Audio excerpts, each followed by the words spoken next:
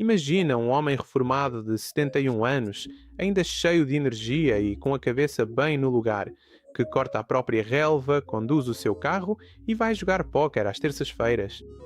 A mulher dele tem praticamente de o arrastar ao médico para um check-up completo, que ele já devia ter feito há 2 anos. O médico faz-lhe o exame e diz que está tudo bem, mas depois solta aquelas 6 palavras que mudam tudo. Vamos só fazer uns exames. 3 meses depois, esse mesmo homem está a recuperar de uma cirurgia de que nunca precisou, e tudo por causa de uma doença que nunca lhe devia ter causado qualquer problema. Agora está a lidar com efeitos secundários que nada têm a ver com o motivo pelo qual foi ao médico. E aquela versão da sua vida antes da consulta, a cortar a relva, a jogar póquer, a sua independência, desapareceu para sempre. Esta história não é nada rara. Na verdade, isto tem até um nome específico na literatura médica, e hoje vamos ter uma conversa mesmo honesta sobre o assunto. Eu sou o Dr. Kubam e sou especialista em saúde cardiovascular, medicina vascular e geriatria. O que me foco principalmente é em como o sistema circulatório muda quando as pessoas passam dos 60 anos e como isso afeta a forma como tomamos decisões clínicas em medicina. No meu trabalho com pessoas com mais de 60 anos, há um padrão que vejo repetidamente. Há muitas pessoas que se sentiam completamente saudáveis e bem antes de irem a uma consulta de rotina, mas depois saíram de lá a lidar com um problema médico sério que nem sequer parecia existir antes de começarem os exames. Este padrão tem um mecanismo, tem um nome, e depois de o perceberes, nunca mais vais estar numa consulta médica da mesma forma. Este é um número que te devia chocar profundamente. Estudos de investigação recentes estimam que entre 15 e 25% de todos os procedimentos médicos realizados anualmente em países como os Estados Unidos são desnecessários. Mas a parte de que quase ninguém fala é que esta percentagem aumenta de forma bastante significativa e dramática depois dos 65 anos. Não porque os pacientes mais velhos sejam necessariamente mais doentes, mas porque todo o cálculo de custo-benefício muda completamente depois dos 65 e o sistema de saúde simplesmente não está preparado nem estruturado para fazer esse tipo de matemática médica complexa numa consulta de 15 minutos. Existe algo chamado efeito cascata. É assim que funciona. Um exame de rotina detecta uma pequena anomalia. Essa anomalia leva a que seja pedido um exame adicional. O exame recomenda uma biópsia. A biópsia acaba por levar a uma cirurgia. A cirurgia provoca uma complicação e a pessoa que entrou na clínica a sentir-se perfeitamente bem está agora a lidar com um problema de saúde que nunca tinha tido antes de aceitar fazer aquele primeiro exame. Esta cascata não começa com a cirurgia. Começa logo com aquele primeiro exame. E é precisamente sobre isso que trata o episódio de hoje. Quero apresentar-vos 5 exames médicos específicos que, pessoalmente, reconsidero fazer depois dos 65 anos. Não porque a ciência médica seja duvidosa ou inútil, mas porque, depois dos 65 anos, o equilíbrio entre benefício e risco muda, e muito poucos médicos realmente explicam essa equação em voz alta. Vou explicar em detalhe porque é que esta equação está sempre a mudar, o que já vi acontecer a pacientes reais na minha prática, e no final deste vídeo vou dar-lhe um conjunto de perguntas específicas que vão revolucionar completamente a forma como lida com a sua próxima conversa com o seu médico. Fique comigo até ao fim para conhecer todos os 5. Em terceiro lugar vem aquele que realmente apanha as pessoas de surpresa, porque envolve um exame que parece completamente lógico e óbvio. E em primeiro lugar, o último exame da lista é aquele que quase ninguém questiona, apesar de os dados por trás dele serem, na verdade, muito mais preocupantes do que praticamente qualquer outro nesta lista. Antes de começarmos, escreva já nos comentários a sua cidade ou região. Leio cada um deles e estou mesmo curioso para saber quem está a ver este vídeo e de onde no mundo é que são. Ver esta comunidade que se formou à volta do canal significa muito para mim. Mas primeiro, deixe-me explicar um conceito, porque sem ele, nada do que vou falar hoje fará realmente sentido. Chamo-lhe a lente da longevidade. É assim que funciona. Quando se tem 50 anos, os rastreios de rotina são um dos melhores investimentos que se pode fazer na sua saúde. Se detectar um problema cedo, trata-o e pode, potencialmente, ganhar mais 30 anos de boa vida. É um cálculo simples. Este investimento compensa, mas depois dos 65 anos, há três coisas que mudam fundamentalmente esta equação. Em primeiro lugar, muitas das doenças que os rastreios de rotina detectam em pessoas com mais de 65 anos nunca chegam realmente a causar-lhe qualquer dano. Estes crescimentos tendem a desenvolver-se bastante devagar, muitas vezes nem causam sintomas visíveis, e em muitos casos é provável que viva mais tempo do que eles. Mas assim que um resultado definitivo aparece no relatório oficial do laboratório, os médicos não têm propriamente um botão de deixar estar à disposição. Em vez disso, têm um botão de tratamento e, na maioria das vezes, esse botão é acionado. Em segundo lugar, a tolerância do seu corpo a intervenções médicas já não é a mesma que tinha aos 50 anos. Uma cirurgia da qual uma pessoa de 58 anos recuperaria facilmente em 2 semanas pode, muitas vezes, significar muitos meses de recuperação para alguém de 73 anos, com riscos muito reais e significativos de perder a independência e a qualidade de vida. Toda a situação e a perspectiva parecem muito diferentes do outro lado. Em terceiro lugar, há aquele mesmo efeito dominó. Um exame, um resultado anormal e uma cadeia de acontecimentos que começou com alguém que se sentia perfeitamente bem. Mantenha a perspectiva da longevidade em mente para cada item desta lista. Muito bem, vamos a isto. Vamos começar pelo número 5. Exame número 5. O PSA de rotina. Testa à próstata. Após os 70 anos, em homens de baixo risco e sem sintomas. Este ponto em particular requer bastante atenção extra porque é muito fácil de interpretar mal. Não estou a dizer que o cancro da próstata não existe, nem estou a dizer que o teste PSA é completamente inútil. O que quero dizer aqui é que, para homens com mais de 70 anos que não têm quaisquer sintomas, absolutamente nenhum historial familiar e nunca tiveram preocupações anteriores, os dados sobre o rastreio de PSA de rotina mostram, na verdade, um cenário um pouco diferente daquele que a maioria dos homens ouve no consultório do médico. Aqui está o principal problema. Um teste PSA pode detectar um cancro da próstata que, biologicamente, não vai evoluir.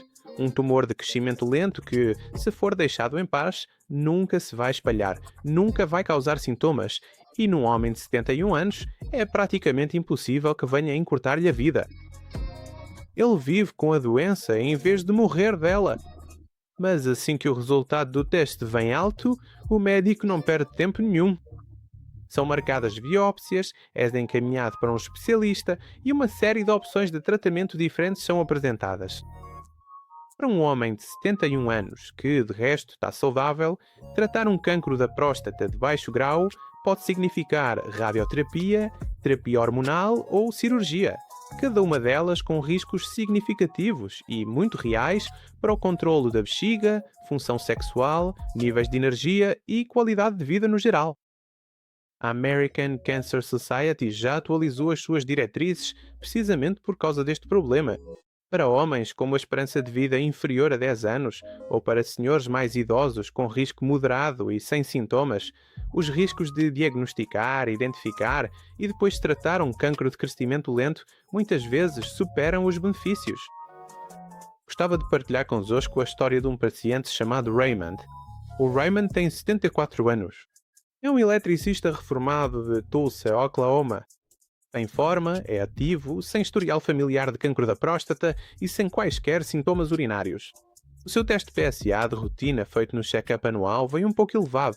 A biópsia confirmou um cancro da próstata de baixo grau, de crescimento lento, com uma pontuação de Gleason de 6, o que em termos médicos significa que o cancro está no seu estágio mais lento possível. O urologista recomendou-lhe radioterapia? O Raymond confiou neste conselho e avançou com o tratamento. Em 8 meses, já lutava com uma fadiga crónica e severa, que lhe arruinava as manhãs. Também sentia uma necessidade constante e urgente de urinar, o que alterou completamente a forma como vivia o seu dia-a-dia, e a sua qualidade de vida começou a piorar de uma forma muito imprevisível. Quando se sentou para conversar comigo um ano após o tratamento, as palavras que usou foram: "Sentia muito melhor antes de descobrirem isto do que agora que supostamente já resolveram o problema." Essa afirmação não é nada incomum. Este problema aparece recorrentemente em artigos científicos e devia fazer qualquer homem com mais de 70 anos parar para pensar antes de aceitar fazer um teste PSA de rotina e ponderar o que mais pode fazer em alternativa. Se tiver sintomas urinários como retenção, alterações no fluxo urinário ou necessidade de se levantar à noite para urinar mais vezes, fale com o seu médico. Esses sintomas são importantes. Se tem um forte historial familiar, isso muda a equação. Mas se tem mais de 70 anos, não tem sintomas e está num risco médio, a sua conversa com o médico não devia ser sobre se deve ou não fazer o rastreio. Em vez disso, devia ser sobre o que realmente gostaríamos de fazer se encontrássemos alguma coisa. E será que esse tratamento vai mesmo ser melhor para a minha vida do que simplesmente acompanhar a situação de perto e com atenção? Só essa pergunta, por si só, muitas vezes muda tudo. O quarto exame de rotina de que quero falar é o rastreio regular da densidade óssea, juntamente com a toma automática e prolongada de medicação. Antes que alguém desligue este vídeo, deixem-me dizer que a osteoporose é absolutamente real e que as quedas em adultos mais velhos podem ser desastrosas. Quero ser preciso aqui, porque há uma diferença entre questionar o teste em si e questionar o caminho automático que muitas vezes se segue depois do teste. Uma densitometria óssea, DEXA, mede a densidade dos ossos. Se o resultado da sua densidade óssea vier baixo, muitos médicos vão imediatamente optar por um grupo de medicamentos chamados bisfosfonatos, como o Fosamax, Boniva ou Actonel. Provavelmente já ouviu estes nomes em anúncios. A mensagem é: baixa densidade óssea significa medicação e medicação significa proteção. É isso que essa mensagem omite. O uso prolongado de bisfosfonatos, especialmente por mais de 5 anos, está associado a uma condição rara mas grave chamada fraturas atípicas do FE e acento agudo EMUR. O que isto significa, na prática, são fraturas de stress no fémur, FE, acento agudo, MUR, exatamente o mesmo osso grande que se pretende proteger. Estas fraturas podem ser extremamente graves, podem exigir cirurgia e, em alguns casos, podem causar um nível de incapacidade significativamente maior do que a queda que se pretendia evitar. Existe outra condição chamada osteonecrose do maxilar, que significa que o osso do maxilar se deteriora. É doloroso, demora a sarar e é desencadeado precisamente pela medicação que foi prescrita. Entretanto, e isto é algo que devia fazer parte de qualquer conversa sobre saúde óssea, a intervenção mais eficaz para reduzir fraturas em pessoas com mais de 65 anos não é a medicação, mas sim a prevenção de quedas e a prática de exercícios de equilíbrio. Estudos sobre a prática de Tai Chi, em particular, mostram que pode reduzir o risco de queda em quase 50%. Eliminar perigos e obstáculos que afetem o equilíbrio em casa, instalar barras de apoio na casa de banho e na sanita, rever a medicação para efeitos secundários como tonturas e fazer exames de visão anuais, são estas as medidas que realmente fazem a diferença. Estas intervenções reduzem o risco real de fraturas de forma muito mais significativa do que a maioria dos medicamentos e sem quaisquer efeitos secundários. A Glória era uma antiga professora do ensino básico de 72 anos, de Phoenix, no Arizona. Depois do seu check-up anual, fez uma densitometria óssea, DEXA, e foi-lhe dito que a densidade óssea estava abaixo do normal para a sua idade. O seu médico de família prescreveu-lhe então um bisfosfonato nesse mesmo dia e disse-lhe para continuar a tomar o medicamento indefinidamente. 3 anos depois, a Glória veio ter comigo após desenvolver uma dor persistente na parte superior da coxa, que acabou por ser uma fratura de stress invulgar e numa fase inicial. Ela nunca tinha caído nem tinha qualquer historial prévio de fraturas. Estava a tomar a medicação para prevenir fraturas. E foi precisamente a essa medicação que o osso dela reagiu. O que devemos perguntar antes de tomar um medicamento automaticamente? Qual é o meu risco real de fratura com base no meu perfil completo, e não apenas no resultado do exame? E podemos comparar o que ganharia com a medicação em relação a um programa estruturado de prevenção de quedas? Não é uma pergunta difícil. Também não é uma posição agressiva. Qualquer bom médico deve acolher essa atitude. Exame número 3. Teste de esforço cardíaco de rotina quando não tem quaisquer sintomas. Este é aquele que apanha as pessoas de surpresa, porque parece mesmo uma atitude responsável. O seu médico diz: tem 68 anos, vamos só garantir que o seu coração está a funcionar bem. Vai subir para a passadeira ou podem administrar-lhe um medicamento específico concebido para provocar stress temporário no coração e monitorizam exatamente o que acontece. O que é que poderia correr mal hoje?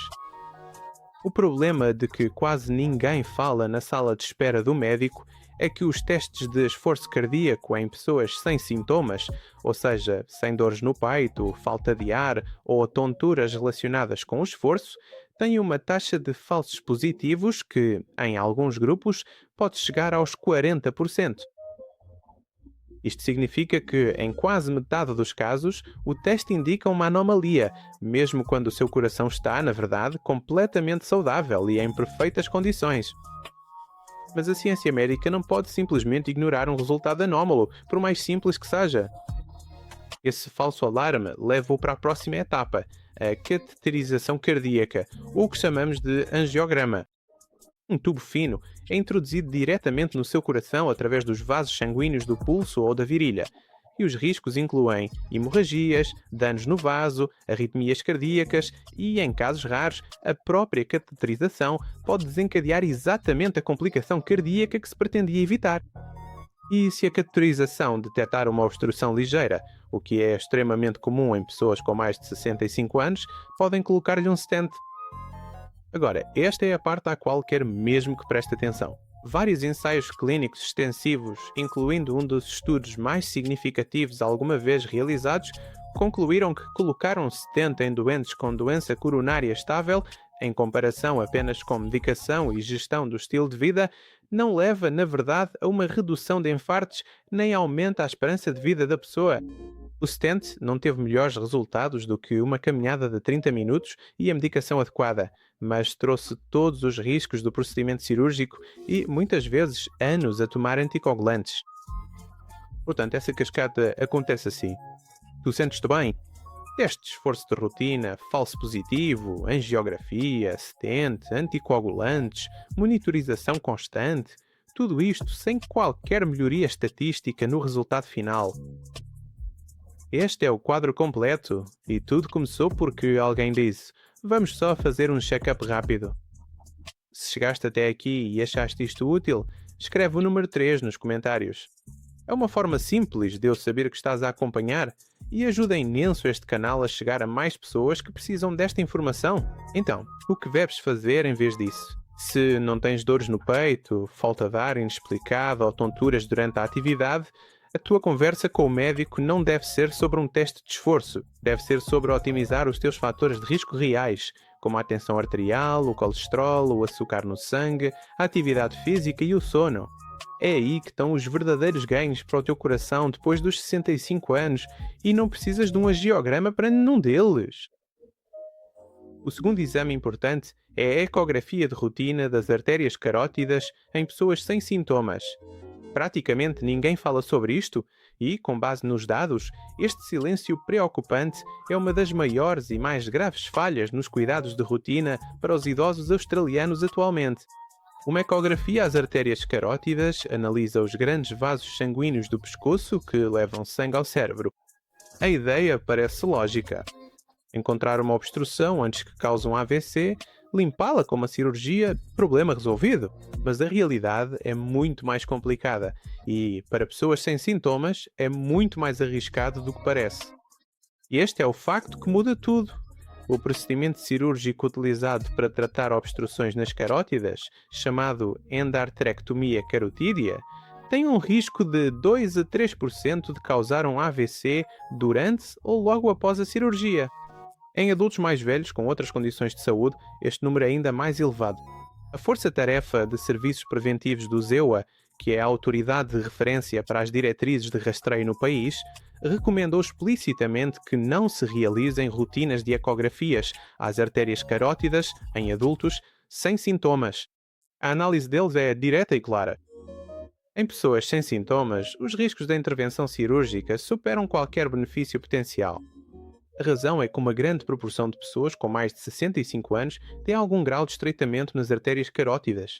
Esse estreitamento muitas vezes já lá está há anos, de forma estável, silenciosa e nunca causou problemas. Quando se faz o rastreio de forma rotineira, encontra-se o problema e, depois, um cirurgião bem intencionado recomenda que se resolva. Mas a cirurgia para limpar uma obstrução que nunca causou sintomas pode, na verdade, soltar um pequeno pedaço de placa e enviá-lo diretamente para o cérebro. Essa intervenção acaba por causar exatamente o desfecho que se pretendia evitar. Então, o que deve fazer em vez disso? Se não tiver quaisquer sintomas neurológicos, como alterações súbitas na visão, queda facial, fraqueza num braço, episódios breves de confusão ou fala arrastada, o rastreio rotineiro das carótidas geralmente não é recomendado e não é algo em que deva gastar a sua energia. A sua energia deve ser direcionada para controlar os verdadeiros fatores de risco modificáveis para o AVC, como a pressão arterial, o açúcar no sangue, a fibrilação auricular, se for o seu caso, e manter-se consistentemente ativo. Se tiver algum desses sintomas, mesmo que por pouco tempo, mesmo que já tenham desaparecido, isso muda tudo. Precisa de ser avaliado imediatamente. Isso já não é apenas um rastreio de rotina. É o seu corpo a enviar um sinal que merece uma resposta de emergência. O exame número 1 é a colonoscopia de rotina após os 75 anos em adultos de baixo risco e sem sintomas. É isso. É aquele que a maioria das pessoas nunca ouviu ninguém questionar. As colonoscopias têm sido tão amplamente recomendadas durante tanto tempo que questioná-las nas circunstâncias certas quase parece um caso de bom senso levado ao extremo, e até posso levar com algumas críticas por isso neste vídeo. No entanto, quando olhamos para os dados relativos a adultos com mais de 75 anos, especialmente aqueles que não têm sintomas, que tiveram exames anteriores completamente limpos e sem historial familiar, na verdade contam uma história bastante diferente daquela que a maioria das pessoas espera ouvir. A Força-Tarefa de Serviços Preventivos do ZEUA afirmou claramente aqui que o rastreio de colonoscopia de rotina não deve ser feito em adultos com mais de 75 anos que apresentem risco médio. A razão deles é, na verdade, bastante clara e específica também. Eles apontaram explicitamente os potenciais riscos envolvidos. Na verdade, o raciocínio deles não é nada vago. Eles disseram que os riscos acabam por superar gradualmente os benefícios. Porquê? Porque uma perfuração intestinal, que é um rasgão real no intestino grosso, acontece em cerca de 1 em cada 500 colonoscopias. Numa pessoa mais jovem, isto é uma complicação cirúrgica que pode ser gerida, mas num indivíduo de 77 anos, isto pode significar uma cirurgia de emergência, uma colostomia, uma longa estadia no hospital e um período de recuperação que altera para sempre a sua independência e qualidade de vida. E isto sem sequer contar com a própria preparação. Aquele líquido de limpeza intestinal, que serve para esvaziar o cólon antes do procedimento, pode causar desidratação perigosa, desequilíbrios eletrolíticos e estresse cardíaco em adultos mais velhos. Há também o risco da anestesia e dos sedativos, que aumenta com a idade. E depois voltamos àquela mesma perspectiva da longevidade. Os cancros do intestino que têm maior probabilidade de serem detectados em adultos assintomáticos com mais de 75 anos tendem a crescer lentamente. Tão lentamente, na verdade, que em muitos casos nunca chegam a causar qualquer problema durante o tempo de vida restante da pessoa. Se achou este vídeo útil, por favor deixe um gosto, escreva um comentário e subscreva o canal para não perder os próximos vídeos. Ao fazer isto, também ajuda estes vídeos a chegarem a mais pessoas e a serem mais mostrados pelo algoritmo do YouTube. Obrigado pela sua atenção. Veja também estes 2 vídeos para mais informações. Até o próximo vídeo. Cuide-se!